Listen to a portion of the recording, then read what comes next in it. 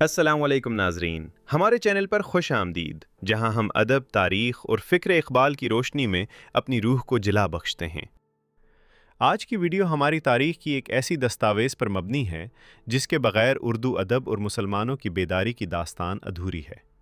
آج ہم علامہ اقبال کی اس شہرۂ آفاق نظم شکوہ کی گہرائیوں میں اتریں گے جس نے 100 سال پہلے سوئی ہوئی قوم کو جھنجھوڑ کر رکھ دیا تھا۔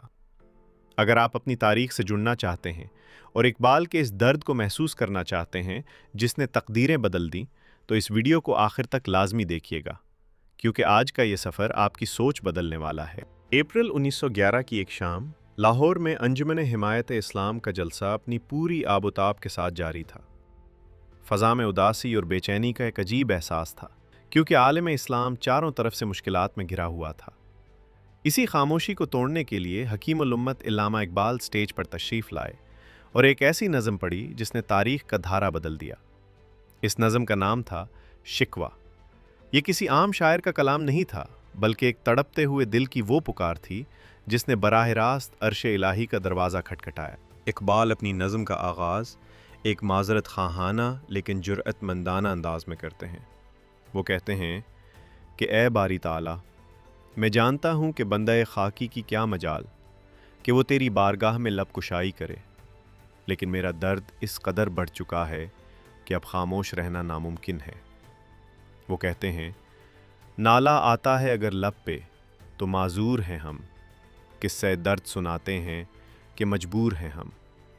یعنی ہم وفادار لوگ ہیں، لیکن آج ہماری مجبوری ہمیں شکوہ کرنے پر اکسا رہی ہے۔ اس کے بعد اقبال تاریخ کے اوراق کو پلٹتے ہیں اور اللہ کی بارگاہ میں ان دنوں کی روداد پیش کرتے ہیں جب دنیا شرک اور کفر کے اندھیروں میں ڈوبی ہوئی تھی۔ کہیں پتھر پوجے جا رہے تھے تو کہیں انسان معبود بنے بیٹھے تھے۔ ایسے میں وہ مسلمان ہی تھے جنہوں نے اپنی جانوں پر کھیل کر تیرے نام کا ڈنکا بجایا۔ اقبال پوچھتے ہیں تجھ کو معلوم ہے لیتا تھا کوئی نام تیرا، قوت بازوئے مسلم نے کیا کام تیرا۔ وہ یاد دلاتے ہیں کہ ہم نے کبھی ریتلے صحراؤں میں تو کبھی یورپ کے کلیساؤں میں تیرے نام کی اذانیں دی۔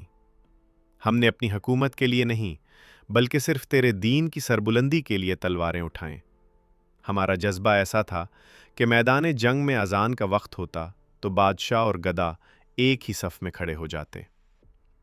ایک ہی صف میں کھڑے ہو گئے محمود و ایاز، نہ کوئی بندہ رہا اور نہ کوئی بندہ نواز۔ پھر نظم میں وہ مقام آتا ہے جہاں اقبال کا لہجہ درد سے بھر جاتا ہے۔ وہ موجودہ دور کے مسلمانوں کی حالت زار پر سوال کرتے ہیں۔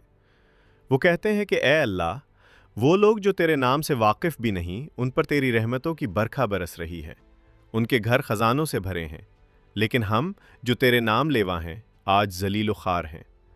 رحمتیں ہیں تیری اغیار کے کاشانوں پر، برق گرتی ہے تو بیچارے مسلمانوں پر۔ وہ تڑپ کر پوچھتے ہیں کہ کیا اب تیرے نزدیک ہماری کوئی قدر نہیں رہی؟ کیا توحید کے وہ پروانے اب تجھے یاد نہیں رہے؟ وہ یہاں تک کہہ جاتے ہیں کہ ہم وفادار نہیں، تو بھی تو دلدار نہیں۔ یہ ایک عاشق کا وہ شکوہ ہے جو صرف وہی کر سکتا ہے جس نے اپنا سب کچھ محبوب پر نچھاور کر دیا ہو۔ نظم کے آخری حصے میں اقبال کی آواز میں ایک عاجزی اور تڑپ پیدا ہو جاتی ہے۔ وہ تسلیم کرتے ہیں کہ ہم میں وہ پہلی سی تڑپ باقی نہیں رہی، ہم نے تیرے رسول کے نقش قدم کو چھوڑ دیا ہے۔ لیکن پھر بھی وہ اللہ کی رحمت سے مایوس نہیں ہوتے۔